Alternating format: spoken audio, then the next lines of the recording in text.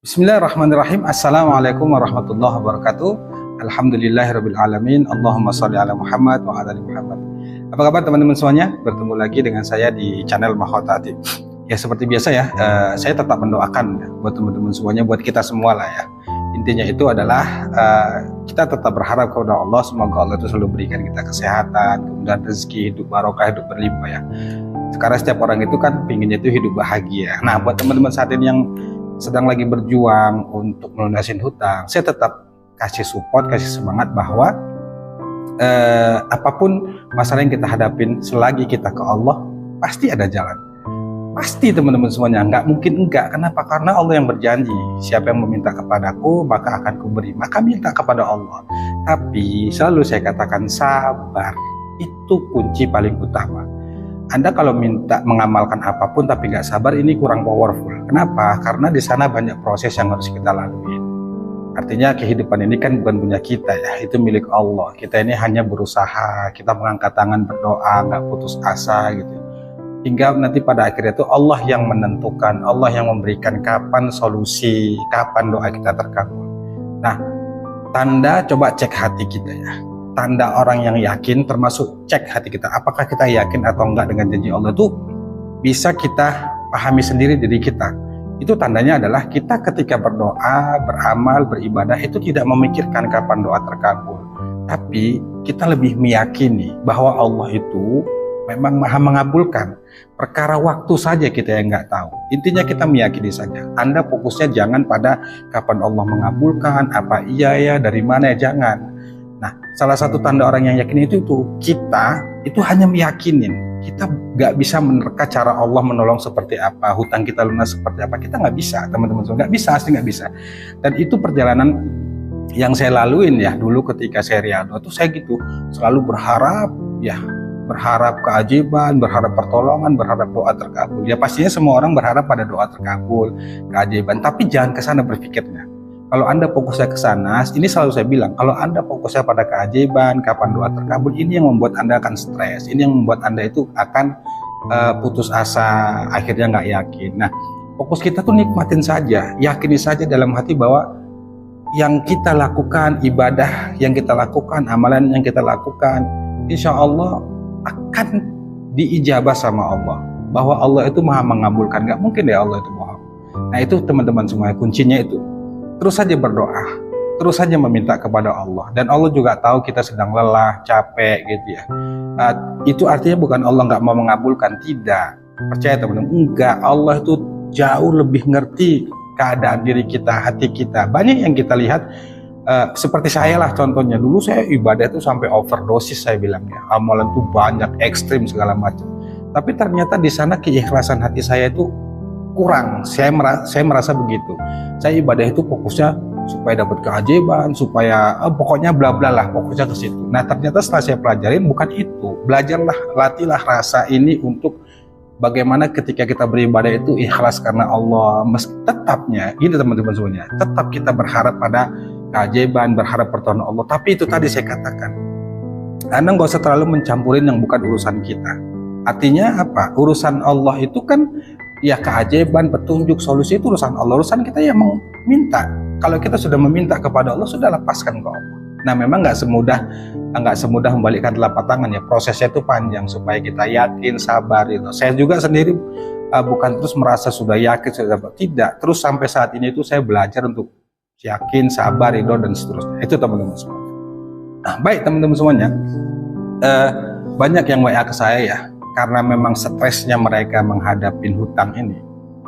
Yang WA ke saya itu mereka rata-rata, ya mungkin saya nggak menyalahkan, tapi ya kalau dibilang memaklumin juga gimana sih?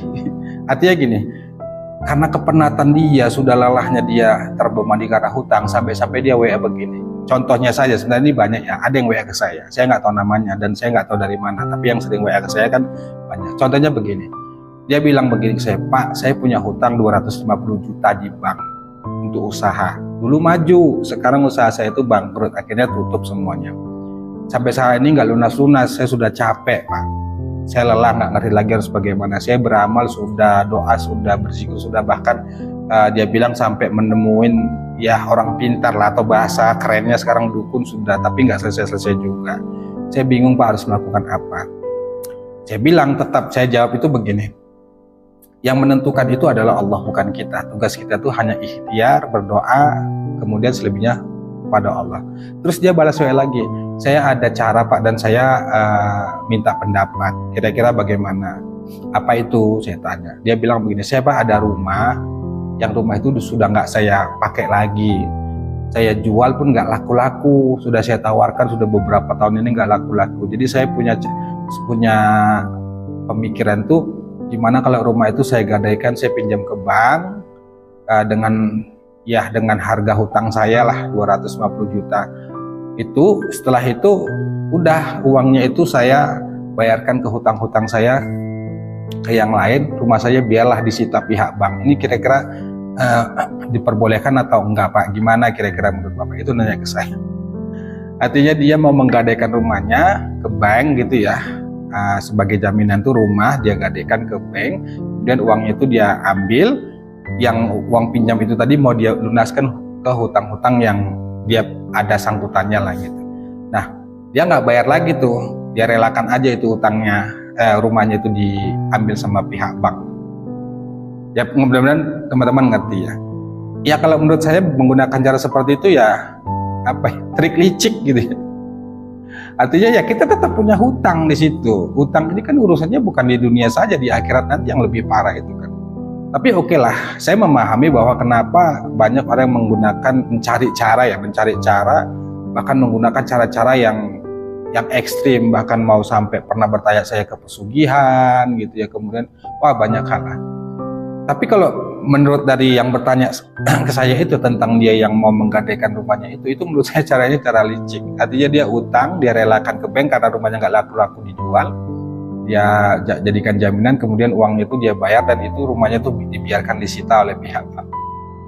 Ini menurut saya trik licik teman-teman. Ya menurut saya nggak benar juga, menurut saya ya, mohon maaf ya, mudah-mudahan yang bertanya nonton videonya ini. Menurut saya ini nggak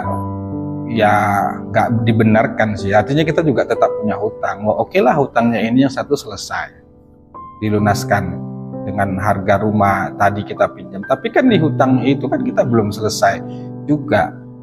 Ya monggo-monggo saja kalau dia berpendapat supaya nggak menjadi pemikiran kali, dia bilang gitu ya, ada waktu untuk berusaha cari untuk bisa menutupin itu. Tapi kalaupun seandainya saya nggak bayar, saya relakan itu diambil sama pihak bank. Ya menurut saya gimana, itu tadi nggak benar. Tapi gini teman-teman semuanya ya, saya memaklumi benar ya bahwa kalau perkara hutang ini benar-benar menguras energi, semua hal, bukan hanya diri kita, keluarga, anak, istri, itu semuanya terdampak dan benar-benar membuat kita tuh stres, pusingnya nggak karuan gitu. Tapi cara saya tetap selalu saya katakan bahwa cara terbaik sampai saat ini yang saya pahami dan diajarkan oleh guru-guru saya untuk menyelesaikan berbagai masalah termasuk hutang itu riyadoh teman-teman semuanya. Riyadoh itu kan melatih diri, latihan untuk lebih mendisiplinkan diri kita ibadah kepada Allah. Coba tanya diri, kenapa masalah kita belum selesai, termasuk hutang kita belum lunas, itu ada apa? Semua yang terjadi pada hidup kita ini itu nggak lepas dari perannya Allah, kira-kira begitu. Semuanya terjadi itu karena izin Allah. Nah kalau Anda saat ini sedang berjuang ingin melunaskan hutang dan hutang nggak lunas, tanya diri. Saya selalu katakan bahwa semuanya itu efek dari dosa kita, dan Anda harus benar-benar riado, banyak istighfar, perbaikin ibadah. Dari mana kita mulainya? Perbaikin sholat itu di awal. Anda kalau melihat testimoni di YouTube, melihat guru-guru kita menyampaikan ilmu tentang amalan, itu bagus, monggo. Yang penting Anda ada benar-benar berniat untuk memperbaiki hubungan kepada Allah, perbaikin sholat, perbaikin ibadah, belajarlah pokoknya untuk lebih mendekatkan diri kepada Allah, sehingga dengan kita dekat sama Allah, Allah ridho, Allah merahmati kita, dan Allah buka jalan. Tapi kalau Anda nggak menggunakan cara itu, sesuai pengalaman saya, Anda akan muter-muter terus. Itulah yang terjadi, akhirnya Anda berusaha cari-cari cara yang berbagai cara, bahkan yang melanggar dari hukum agama itu pun kadang-kadang harus ditabrak terus demi hutangnya lunas karena saking penatnya. Saya juga, tapi nggak terlalu jauh ya ke sana. Saya juga dulu begitu. Saat nggak selesai-selesai amanah itu ya, saya berusaha cari bisnis sana sini gitu ya, dengan mengandalkan teman, relasi, cari modal sana sini supaya bisa nutup utang. Akhirnya yang terjadi apa? Makin error saya, makin tertutup tuh jalan, makin nggak ketemu tuh jalan, makin nyungsep gitu hidup. Akhirnya apa? Saya merenung, oh iya, bukan karena kepintaran, bukan karena relasi, bukan karena kehebatan, bukan karena uang, tidak. Semuanya itu ada hikmah. Allah kasih masalah kita itu supaya kita sadar dan kembali kepadanya. Kadang-kadang itu Allah membuat sadar seseorang itu banyak cara. Bisa jadi lewat ujian, ya, dibuatnya Anda itu banyak hutang sehingga Anda itu harus ingat sama Allah, sadar bahwa selama ini ente yang berkuasa, banyak uang, banyak duit, pengusaha, penghasilan besar, ente harus sadar bahwa itu juga karena izin Allah. Dan sebenarnya kalau Allah kasih ujian masalah seperti itu hikmahnya kan besar.